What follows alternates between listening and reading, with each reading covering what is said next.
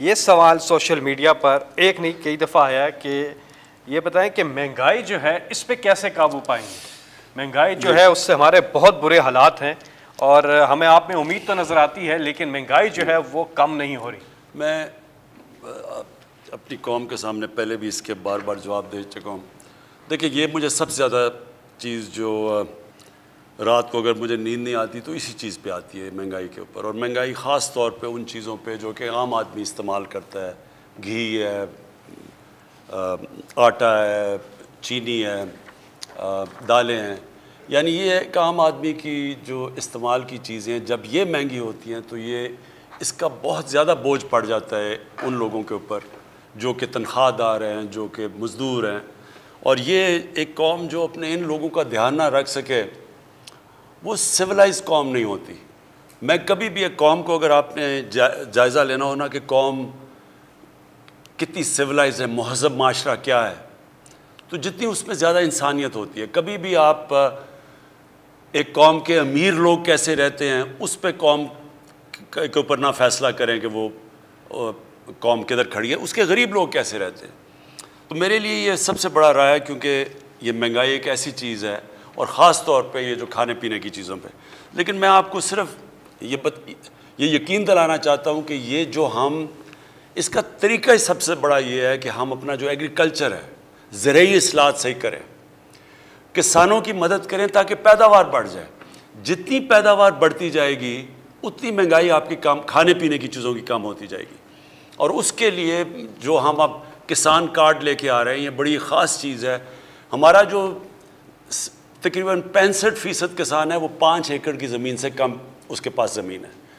تو چائنا نے بھی جب غربت کم کی تھی انہوں نے ان لوگوں کی مدد کی تھی. اب ان کے پاس اتنے وسائل نہیں ہیں کہ یہ اپنی زمین پہ پیسہ خرچ کر سکیں، پیداوار بڑھا سکیں. تو اس کے لیے ہم کئی قدم اٹھا رہے ہیں. ایک ورکرز ٹرین کر رہے ہیں اس سیکٹر میں، ٹرینڈ ورکرز پرائیویٹ سیکٹر سے لے کے جو جائیں گے اور کسانوں کو نئی ٹیکنیکس کا بتائیں گے، یہ چھوٹے کسانوں کو. پھر ان کے لیے کسان کارڈ آیا ہے جو کہ ان کی مدد، ان کو سبسڈائز، ان کو کم خرچوں پہ کھادیں دے گا، ان کو کریڈٹ دے گا جو ابھی وہ آرتی کے پاس جانا پڑتا ہے، بڑا پیسہ خرچ کرنا پڑتا ہے. ان کے لیے کیڑے مارنے والی دوائیں، یعنی ان کی مدد کریں گے کہ وہ پیداوار اپنی بڑھائیں. تو اس سے ہوگا جیسی جیسی پیداوار بڑھتی جائے گی چیزوں کی قیمتیں ویسی نیچے آ جائیں گی. اگر ہم گندم کی پیداوار 10% بھی بڑھا دیں تو پاکستان میں اتنی گندم ہو جائے گی کہ ویسے ہی آٹے کی قیمت سٹیبل ہو جائے گی جا کے. تو میں لیکن آپ کو اس کی 2-3 وجوہات ہیں. ایک تو یہ ہے کہ ہمارے پاس کمی ہو گئی پچھلے سال گندم کی. 40 لاکھ ٹن گندم ہمیں باہر سے امپورٹ کرنی پڑی. باہر گندم زیادہ مہنگی تھی. اور میں جب گندم مہنگی ہوتی ہے باہر سے تو یہ ہو ہی نہیں سکتا کہ پاکستان کی گندم مہنگی نہ ہو، یعنی ہمارا آٹا مہنگا نہ ہو. دوسری چیز یہ جو ہم چیز کر رہے ہیں آپ کے کسانوں سے سیدھا ڈائریکٹ اٹھا کے ریٹیل، یعنی جو شہروں میں ان کی پیداوار آئے، اس سے بہت زیادہ قیمتیں نیچے آ جائیں گی. یہ بھی ایک طریقہ ہے. اس میں ایک سٹوریج علیحدہ ہو تاکہ وہ اپنی چیزیں سٹور کر سکیں. ٹرانسپورٹیشن ہے. پھر وہ ڈائریکٹ یعنی جو بیچ میں پیسہ بنتا ہے وہ نہ بنے، وہ کسان کا بھی فائدہ ہو اور سستی چیزیں ملے شہر میں. لیکن میں آپ کو صرف ایک چیز بتانا چاہتا ہوں کہ 1 سال میں دنیا میں کیا ہوا ہے. اب ہم جو چیز امپورٹ کرتے ہیں وہ تو باہر سے آتی ہے، اور ادھر کیا ہوا ہے.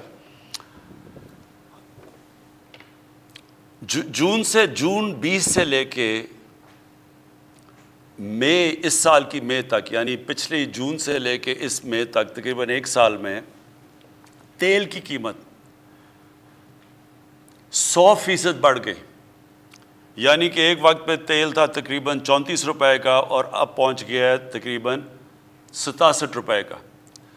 تو پاکستان میں تیل اس دور پہ کتنا بڑھا کیونکہ ہم نے پوری کوشش کی کہ لوگوں کے اوپر نہ اس کا اثرات جائے. اگر ہم تیل بھی 100% پیٹرول اور ڈیزل بڑھا دیتے تو ساری ٹرانسپورٹ مہنگی، ہر چیز مہنگی ہو جانی تھی. ہم نے صرف 11.18% تیل بڑھایا ہے جبکہ دنیا میں وہ 100% بڑھا ہے 1 سال میں. پھر پام آئل، یہ جو گھی مہنگا ہو گیا. گھی دنیا کے اندر کیونکہ ہم باہر سے سارا ہمارا پام پتہ نہیں 4.5 ارب یا 5.5 ارب کی ہمیں امپورٹ کرتے ہیں پام آئل کی. تو دنیا میں پام آئل بڑھا ہے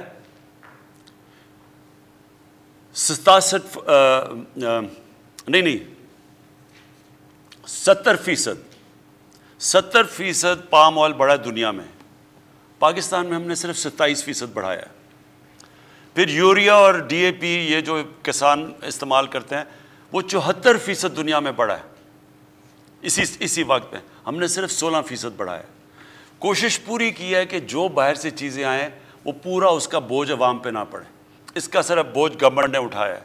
تو انشاءاللہ ہماری پوری کوشش ہے کہ ہم آگے جا کے اور آپ کے لیے اپنی قوم کو بچانے کے لیے کہ باہر سے مہنگائی نہ ہو, ہم کوشش کریں گے آگے سے ڈی اے پی بھی پاکستان میں ہی بنے, کیونکہ یہاں فاسفورس ہمارے پاس فاسفیٹ ہے, ہم اس کے یہاں بھی بنا سکتے ہیں, اب تک امپورٹ کرتے رہے ہیں. ہم پام آئل کو بھی کوشش کر رہے ہیں کہ پاکستان میں کوسٹل بینڈ کے اوپر ہم پام آئل کا کریں, اس کی ریپلیسمنٹ کریں تاکہ باہر پریشر نہ پڑے. زیتون سارے اس وقت پختونخوا اور بلوچستان کے شمال میں ہم پوری کوشش کر رہے ہیں کہ وہاں زیتون کا انقلاب آ جائے.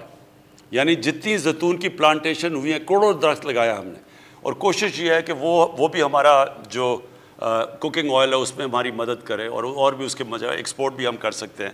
تو ہم پوری کوشش کر رہے ہیں کہ انشاءاللہ آنے والے دنوں میں قیمتیں اوپر کے بجائے اوپر جانے کے نیچے آئیں.